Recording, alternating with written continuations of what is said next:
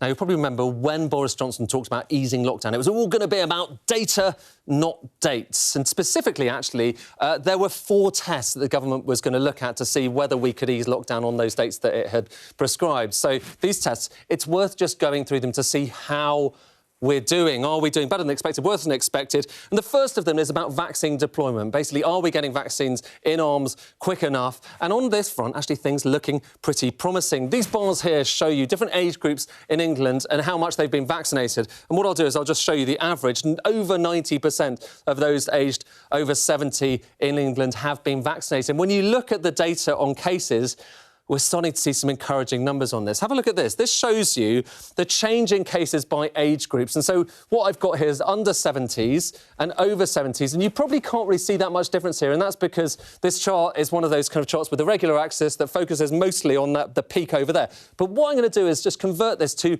a logarithmic axis. You might be familiar with them. We had a lot of them early on in the pandemic. And what it means is we can kind of focus in on that lower bit there, see what's happening in terms of the dynamic of growth down there. And if we do that, that's converting the axis, same data, by the way. Just have a look. You've got a real divergence here between under 70s, so those potentially who haven't been vaccinated for the most part, and over 70s. Over 70s cases continuing to fall, under 70s starting to plateau. So that is really encouraging for the vaccination effort, and that's just based on the case data that we're getting through. But there are concerns about the way vaccinations have been distributed amongst ethnic groups. And let's just have a look at some of that data. This is from the ONS as well, and this just breaks it down by different ethnic group. And over there you can see white British over 90%, 91%. But just have a look here, Black Caribbean, Black African, 69, 59%. So a big divergence in terms of ethnic groups and how much they've been vaccinated. And that's causing some concern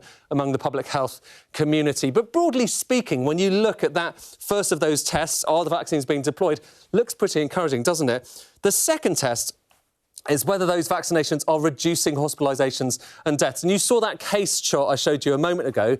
Let's do the same thing for hospitalisations specifically. And here, again, a similar picture. So under 65, over 65. The white line is under 65, the black line's over 65. So what you're hoping for is to see a bit of a divergence here between the two lines. And again, what we're just showing you is the change in hospitalisation. So you've got the peak, they're at the same number for the peak, and then what happens to their growth afterwards. Again, I'm going to change it to a logarithmic axis so we can really focus in on growth rates down there. And here's what you see. There is a divergence here, so that's pretty encouraging. Over 65 hospitalisations falling faster, more continuously than under 65s for the time being. It's very early, but so far that does look encouraging, and that's test 2, whether they are actually successfully reducing those hospitalisations. So that's looking pretty good on test 2. How about test 3? You can see infection rates, they do not risk a surge in hospitalisations. Now, that's basically that big question of whether we're going to see things start to increase when people go back to school. And you'll probably remember, you know, children going back to school, we were going to look at the data, see if that pushed up case rates, and then take a call as to whether we could go ahead with the next easing. Let's have a look at what that data is actually showing us. That's when schools reopened, March the 8th. This is kind of grown-ups, so anyone over school age, and you can see that their case numbers have continued to go down after schools were reopened. What about those who are of school age? Well, you can see age 2 to year 6 starting to pick up a little bit, isn't it?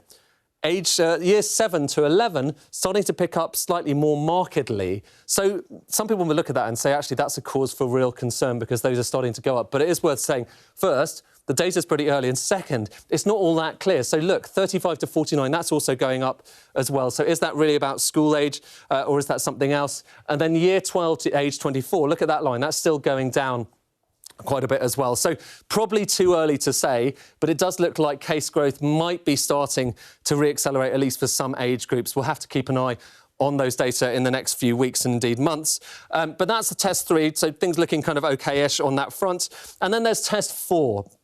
Are new variants a real concern for the population? Remember new variants, which we've talked a lot about, the UK variant, the Kent variant and other variants indeed, Bristol, Liverpool, all those other things. What we can do here with this chart, actually I'm going to go on this side so you can just see the axis there.